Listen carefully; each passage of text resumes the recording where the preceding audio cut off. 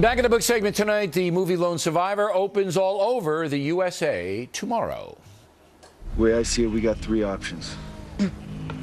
One, we let him go, hike up, probably be found in less than an hour. Two, we tie him up, hike out, roll the dice. They'll probably be eaten by wolves or freeze to death.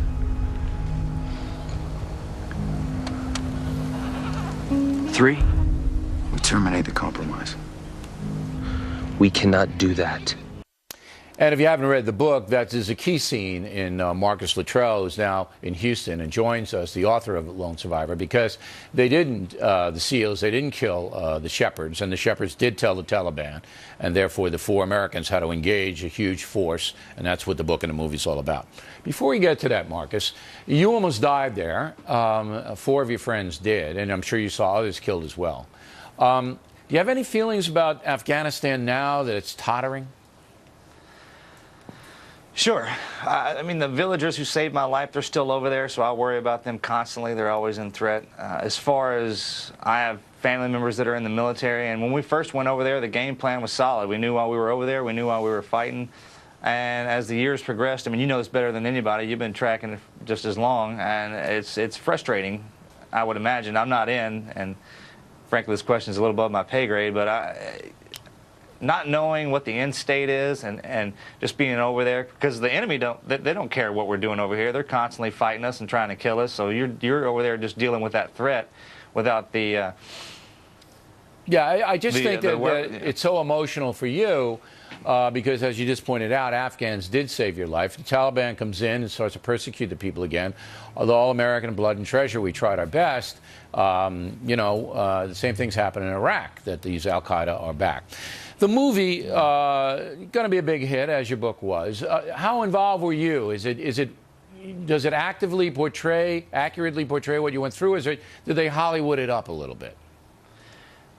No, first of all, I was a consultant on the film. I was out there probably for 75 to 80% of it. As far as the representation of the real life story, we took it from real life and put it into a book, and then from a book, the literal translation into obviously a movie. There's going to be some stuff that gets dropped, and it is Hollywood, but the director and the cast and the crew, they did everything they possibly could to make sure that the movie stayed true to form. There's nobody swinging from wires. I didn't fall in love with the village elder's daughter or anything like that.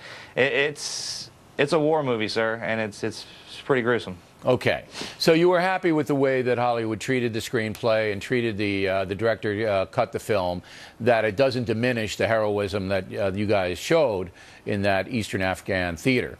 Why should people put themselves, as you said, it's an intense movie. I mean, why should people put themselves through it? That's a good question. It's a first-hand look at basically the inside of a SEAL team and the reconnaissance and the stuff that we go through on a daily basis, the bump and grind, starting from budge training all the way into when we deploy. But it goes deeper than that. It talks about how we're not just mindless soldiers. We have families and our parents and kids, and that not all Afghani people are bad. I mean, people, first of all, most people think that we're at war with Afghanistan, and that just kind of blows me away. But the fact that every Muslim is bad, and just look at the villagers who saved my life. They're Muslims, and there's a lot of good people over there. And it's an education. It's an education on the screen, which will be exciting. But I think there's one thing that you didn't mention, probably because you're too modest, is it's an example of American heroism. Now, you guys are all heroes, and I think that people should sit there and see that. I really do. So, Marcus, thanks very much. Good luck with the film. Factor tip of the day.